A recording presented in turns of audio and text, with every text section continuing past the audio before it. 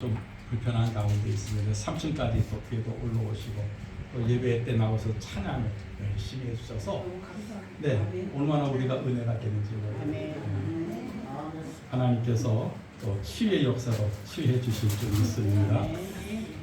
노르웨이라고 하는 저 북유럽에 있는 그 나라에 위대한 작곡가 그레이드라고 하는 그런 작곡가가 있어요. 이 사람이 쓴 그런 노래 가운데 괜찮아 시원아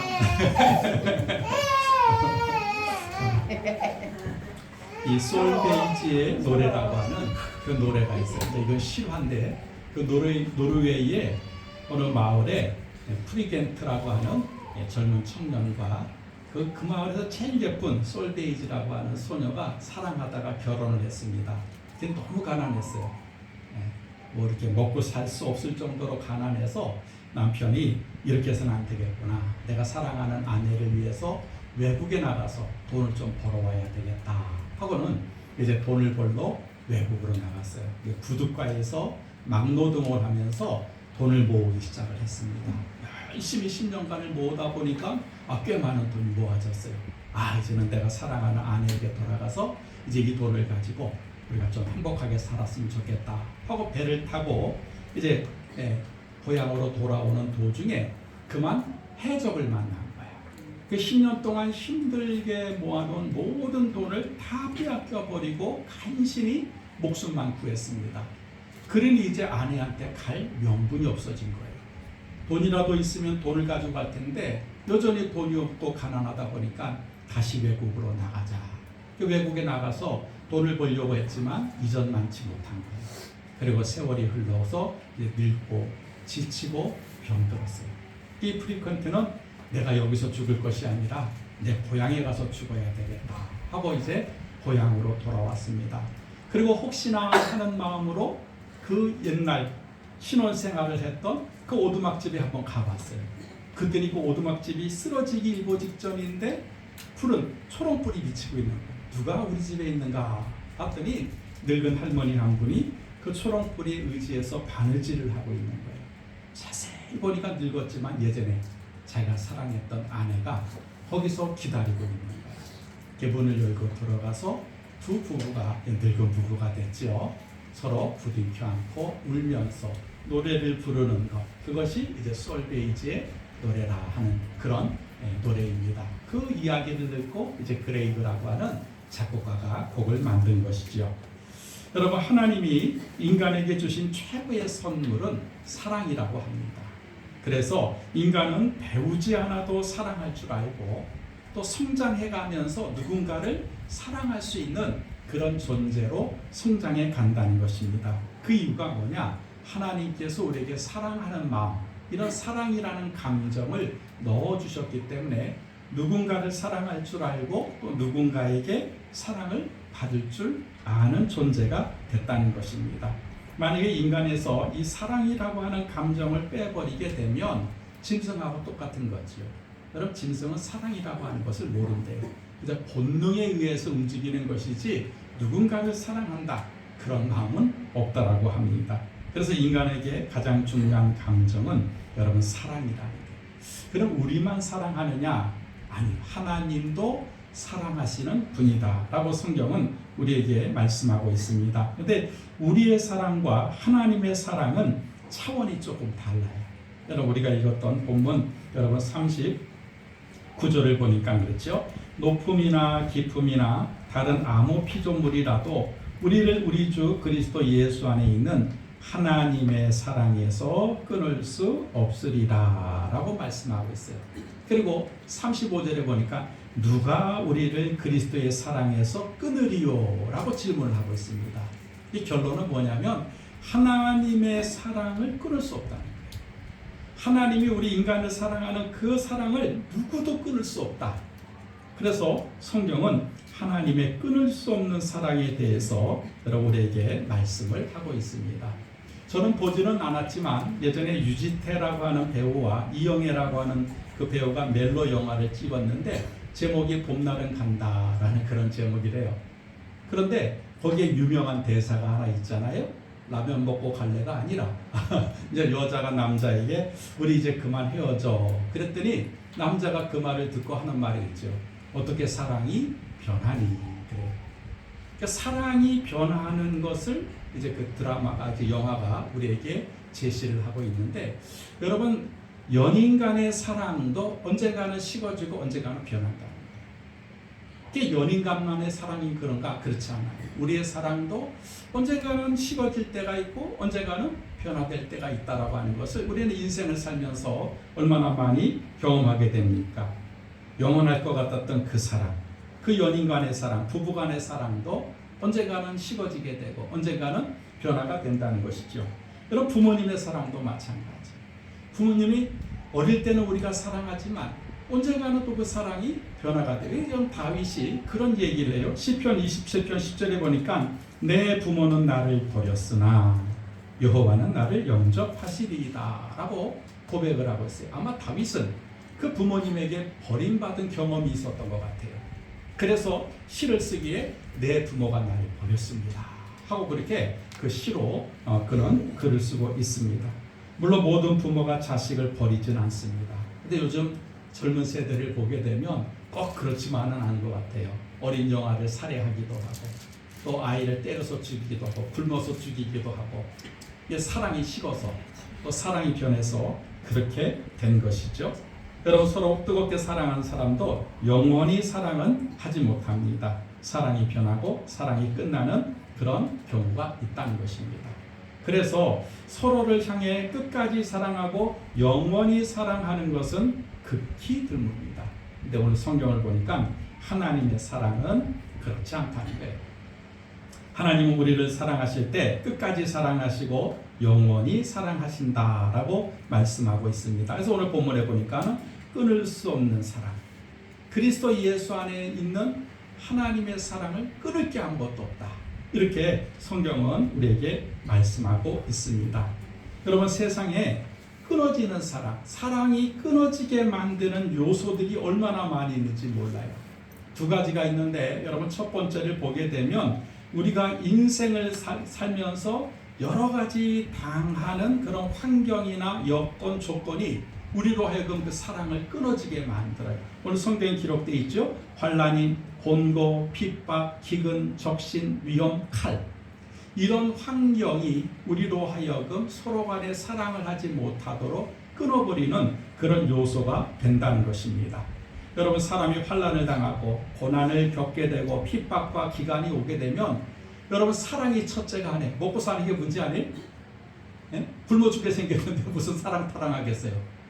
그러니까 핍박이 오고 환난이 오고 기근, 이런 굶주림이 오게 되면 그러면 사랑은 두 번째가 되게 됩니다. 또 성경에 보니까 그렇게 됐죠. 보게 되니까 뭐라 그랬어요? 적신이라고 하는 것은 옷이 입을 수 없을 정도로 가난한 걸 말해요. 적신이나 위험은 사건, 사고를 말합니다. 그리고 성경에서 말하는 칼은 전쟁을 의미하는 거예요. 이렇게 막 어려운 그런 상황, 환경이 오게 되면 여러분 사는 게 첫째지 무슨 사랑, 그 사랑 얘기를 못하게 되는 거죠. 이렇게 우리가 인생을 살면서 여러 가지 환경적인 문제로 인하여서 우리가 사랑을 영원히 할 수 없고 또 사랑이 끊어지게 되는 그런 경우가 있다는 겁니다. 두 번째는 절체절명의 순간이나 영적인 공격으로 인하여서 우리가 사랑하지 못하는 경우가 있다 그래요. 여러분 38절에 보니까 내가 확신하노니 사망이나 생명이나 천사들이나 권세자들이나 현재일이나 장래일이나 능력이나 높음이나 깊음이나 다른 아무 피조물이라고 기록을 하고 있어요. 여기 사망, 생명, 그리고 현재일, 장래일, 이건 절체절명의 순간을 맞이하게 됩니다. 그러니까 우리가 살다가 죽을 때가 있다는 거예요. 죽음을 맞이할 때가 있다는 것입니다. 여러분 그럴 때 어떻게 사랑을 유지할 수가 있겠어요? 사랑이 끊어지게 되는 것이죠. 그리고 여기가 천사들, 근데 여기서 말하는 천사는 좋은 천사를 말하는 게 아니에요. 타락한 악한 천사를 말하게 됩니다. 그리고 권세자들, 능력, 높음, 깊음은 뭘 말하냐면 그 악한 천사들의 계급을 말하는 거예요. 이런 천사들도 계급이 있거든요. 그래서 그 계급들에 있는 천사들이 우리를 공격할 때가 있다는 거예요. 그럴 때는 우리가 사랑을 하지 못하게 되고 사랑이 끊어지게 된다는 것입니다. 오래 사신 노부부에게 물어보게 됩니다. 남편을 어떻게 생각하세요? 그럼 딱 두 글자로 줄여 말하지요. 왼수. 그래요. 그래서 그렇게 왼수 말하지 말고 네 글자로 말해보세요. 그러면 평생 왼수. 그래요. 부부가 그렇게 살다가 나이가 들게 되면 할머니들의 대부분의 공통적인 대답이 남편은 왼수예요. 그래요. 왼수. 서로 사랑하지 못한다 이 말이죠. 원수가 됐다는 거예요. 왜 그럴까? 물론 남편분에게도 문제가 심각하게 있겠지만 여러분 대부분 우리가 모르는 악한 영이 공격을 하는 거예요. 남편을 미워하게 만들고 남편에게 원망하게 만들고 남편에게 짜증내게 하고 그것이 겹겹이 쌓이다 보다 보게 되니까 그것이 하나의 인격이 된 거예요. 그러니까 남편만 보면 아우 징그러워 이렇게 되는 거예요. 그게 내가 싫어서 그런 게 아니에요. 그 악한 영들이 공격을 하게 되다 보게 되니까 나도 모르게 남편과 사랑하지 못하고 그런 평생 원수의 관계를 갖게 된다는 것이죠. 이렇게 절체절명의 순간이 되고 악한 영이 공격을 하게 되면 그럼 사랑이 끊어질 수 있다는 거예요. 그런데 하나님의 사랑은 끊어지지 않는 사랑이에요. 그걸 다르게 표현하게 보면 지독한 사랑이에요.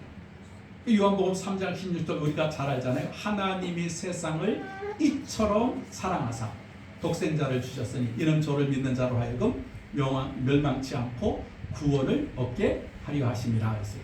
하나님이 이 세상을 사랑하신다. 이 세상은 여러분 하나님이 창조한 모든 만물이거든요. 그 가운데 특별히 사람을 말해요. 그러니까 하나님의 사람을 사랑하는데 그냥 사랑하는 게 아니라 그 앞에 전치사를 붙였어요. 이처럼 사랑합니다. 원어를 찾아보게 되니까 그러니까 아주 지극한 정성으로 우리를 사랑한다. 이렇게 성경은 말씀하고 있습니다. 여러분 하나님이 이처럼 사랑한다는 것은 지독한 사랑을 말하는 것이고 절대로 끊어지지 않는 그런 사랑을 의미하는 것입니다. 그 증거가 여러분 하나님이 독생자를 우리에게 보내주시고 우리 죄를 짊어지고 십자가에 못 박아 죽이게 하는 거예요. 자기의 아들을 죽일 정도로 우리를 사랑한다. 이게 믿어지지 않지 않습니까? 근데 실제예요. 2000년 전에 여러분 예수님이 십자가에서 여러분 달려 돌아가시지 않았습니까? 그 하나님 우리에게 그 증거로 보여주신 거예요. 내가 너희를 이만큼 사랑한다. 내 아들을 아끼지 않을 정도로 내가 너희를 사랑한다. 이게 지독한 사랑이죠. 그리고 끊어지지 않는 그런 사랑을 말씀하고 있습니다. 이 사람은 환경이나 조건에 따라서 사랑할 수도 있고 헤어질 수도 있습니다. 이 영원한 사랑이라고 하는 것은 실질적으로 없습니다. 그러나 하나님의 사랑은 영원하다는 거예요. 헤어지지도 않고 끊어지지도 않는 그런 사랑입니다. 하나님은 한번 약속하신 것에 대해서 여러분 변하지 않아요. 바꾸지 않아요. 내가 너를 사랑한다. 그러면 그 말 한마디가 끝까지 가는 거예요. 영원토록 가는 거예요. 여러분 이것이 우리에게 주시는 하나님의 말씀입니다. 그런데 많은 성도들이 착각하는 경우가 한 가지가 있는데 그게 뭐냐면 죄를 지을 때예요. 죄를 지을 때. 내가 예수를 믿었는데 죄를 여전히 짓고 있는 거예요. 근데 하나님은 죄를 미워하신다고 말씀하셨거든요. 그러니까 내가 죄를 지으면 하나님 나 미워하시겠지라고 생각을 하게 됩니다. 근데 그거는 오산이라는 거예요. 여러분 하나님은 우리가 죄를 짓는 그 순간에도 우리를 사랑하십니다. 우리를 사랑하시는 것을 포기하지를 않으세요. 그러면 많은 분들이 목사님 이상하게 설교하시네. 죄를 지어도 사랑을 하신다고? 그러면 내가 예수 믿으면서 죄를 지어도 된다는 말인가? 그렇게 생각하실 수도 있어요. 네, 그렇습니다. 우리가 예수를 믿는 순간에도 죄를 지어도 하나님은 나를 사랑하고 계세요. 그 많은 사람들이 죄 때문에, 죄를 짓는 것 때문에 하나님을 등지기도 하고 또 하나님을 떠나기도 해요. 근데 여러분 제 말씀을 좀 잘 들어보실 필요가 있어요. 여러분 우리가 하나님 안에서 죄를 지어도 여러분 하나님은 그 죄에 대해서 미워하시지만 여러분 우리를 여전히 사랑하세요. 그 사랑을 포기하지 않으세요. 그리고는요 우리에게 하나님이 선한 양심을 주셔서 그 죄에 대해서 회개할 때까지 기다려주세요. 이놈 하고 심판하시고 때리는 것이 아니라 그 죄를 짓는 그 순간에도 하나님은 여전히 나를 사랑하시고는 나에게 회개할 수 있는 그런 마음을 주세요. 여러분 베드로후서 3장 8절에 보게 되니까 사랑하는 자들아, 주께서 하루가 1000년 같고 1000년이 하루 같은 이 한 가지를 잊지 말라. 주의 약속은 어떤 이에 더디다고 생각하는 것 같이 더딘 것이 아니라 오직 너희를 대하여 오래 참으사 아무도 멸망치 않고 다 회개하기에 이르기를 원하시느니라 라고 말씀하고 있어요.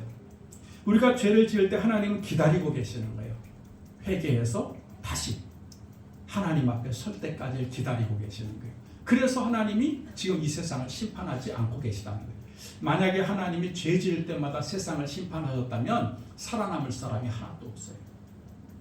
근데 하나님 우리를 사랑하시기 까닭에 하루가 1000년같이 기다리고 계시다라고 말씀하고 있습니다.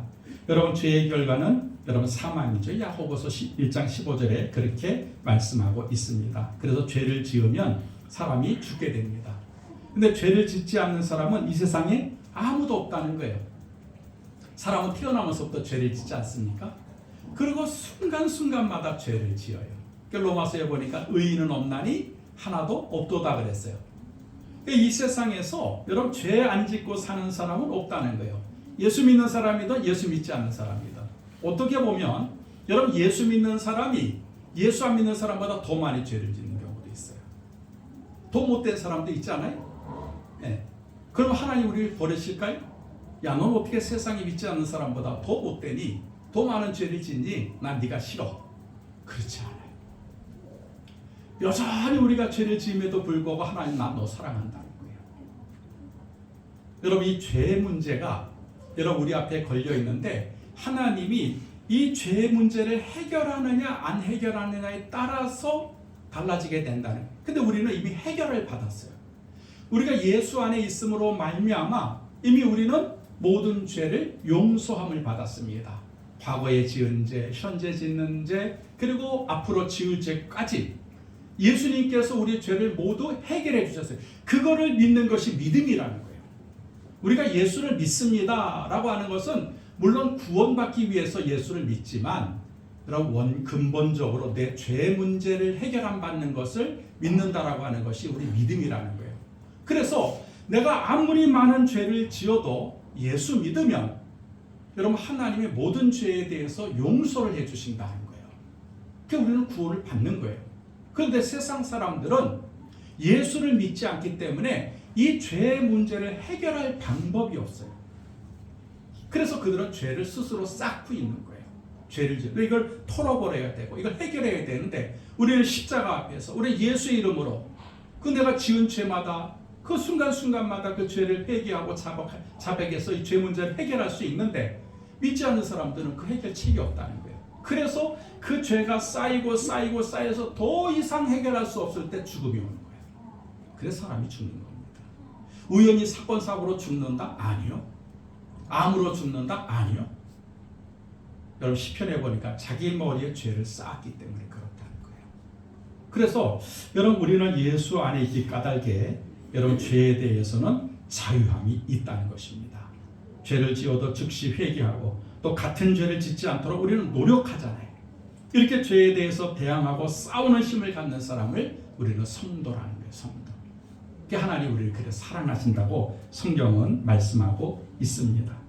여러분 하나님의 사랑은 끊을 수 없다 그랬어요. 끊을 수 없다. 왜 끊을 수 없을까? 보니까 30절에 그렇게 기록을 하고 있어요. 오늘 보면 여러분 8장 30절에 보니까 또 미리 정하신 그들을 또한 부르시고 부르신 그들을 또한 의롭다 하시고 의롭다 하신 그들을 또한 영화롭게 하셨느니라 라고 기록을 했어요. 하나님 한번 딱 선택하시잖아요. 그럼 몸부림을 치고 발버둥을 쳐도 하나님은 놓지 않는다는 거예요. 정하신 자들을 부르시고 부르신 자들을 의롭게 하시고 의로운 자들을 또 영화롭게 하나님이 끝까지 하나님 백성이 될 때까지 끌고 가신다는 거예요.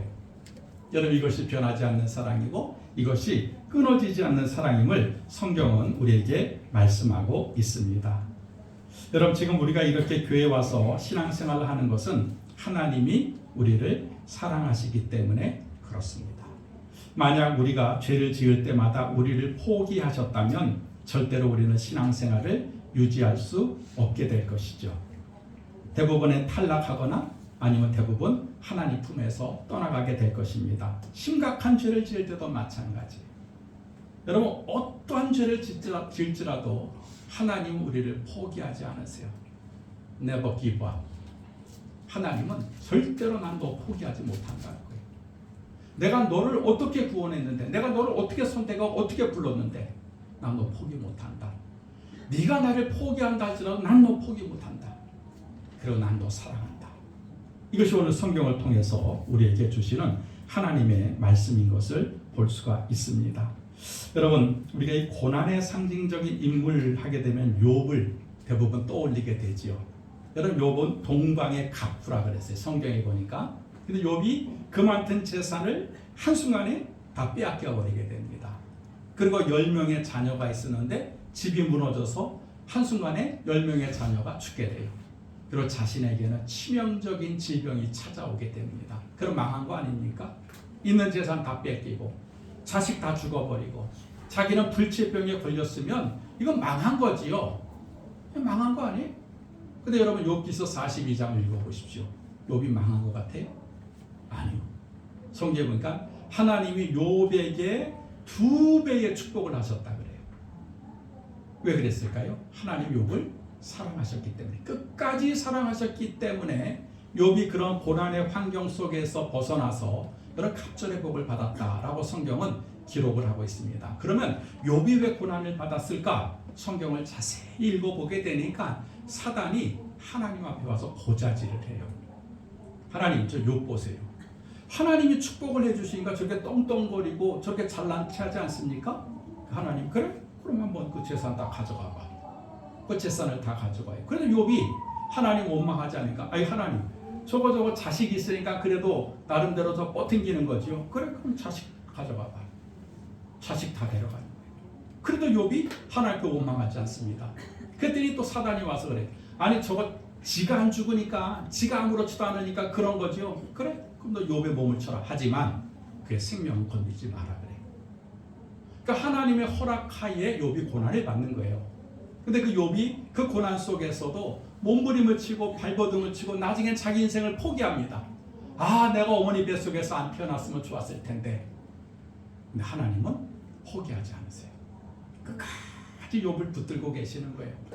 그리고는 욥이 그 시험에 통과하니까는 그 재산을 갑절로 주세요. 제가 한번 성경을 비교해 보니까 정말 갑절이에요, 갑절. 그리고 자식은 딱 10명을 주는데 이전의 10명보다는 지금 낳은 10명이 여러분 그 딸들이 그 지경에서 제일 아름다웠다. 이렇게 성경 기록을 하고 있어요. 그리고 그 질병으로 고통받던 욥에게 건강을 주시는데 하나님이 그 후로 240년을 살며 자손 4대를 보았더라 라고 기록을 하고 있어요. 얼마나 마지막에 건강하게 살았는지 그 기한이 차서 욥이 죽었다. 이렇게 성경은 기록을 하고 있습니다.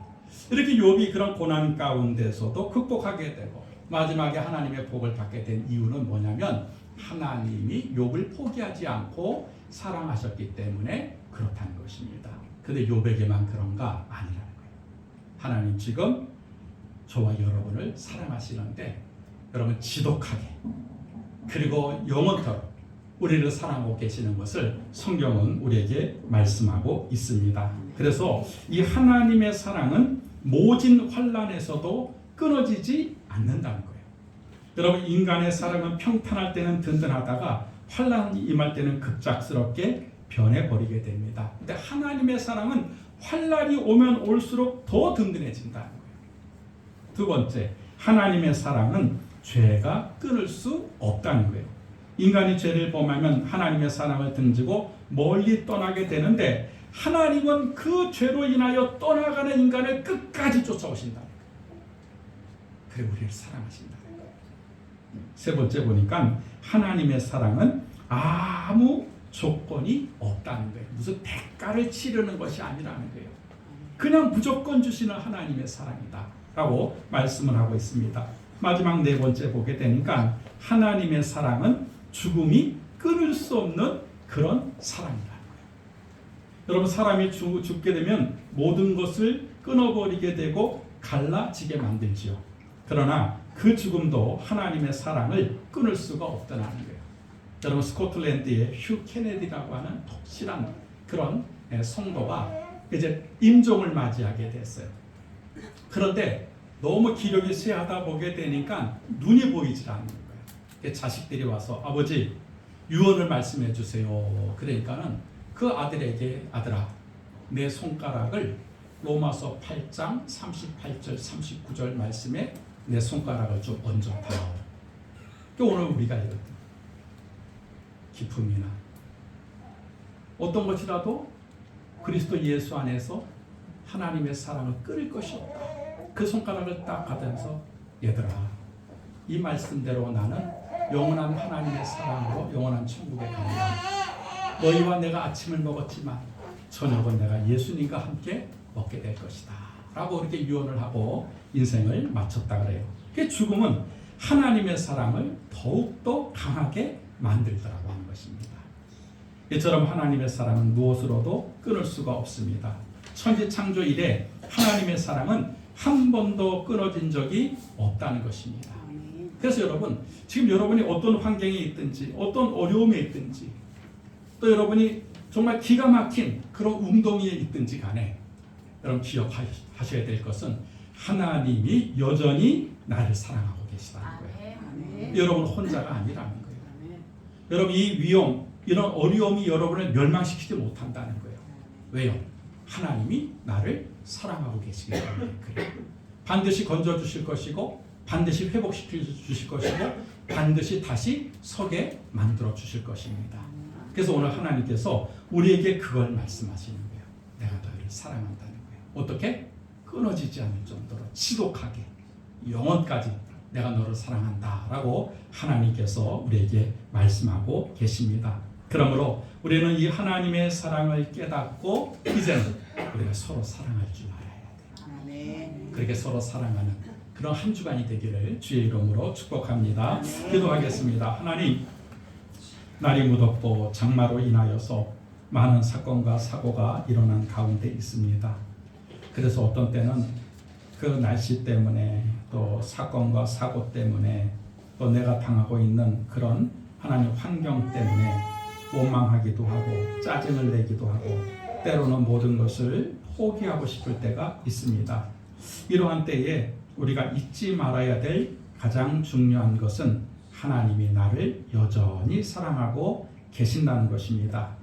부모도 나를 버리고 형제도 친구도 나를 외면한다 할지라도 하나님은 나를 보호하고 계시고 나를 지켜주고 계시고 나를 지독하게 사랑하고 계신다고 말씀하고 있습니다.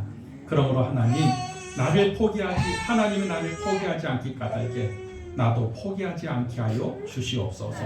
그리고 더 나아가 많은 사람들을 내가 사랑할 수 있는 그런 사랑의 존재가 되게 하여 주시옵소서. 예수님 이름으로 기도했습니다. 아멘. 우리 405장 새 찬송가는 305장입니다.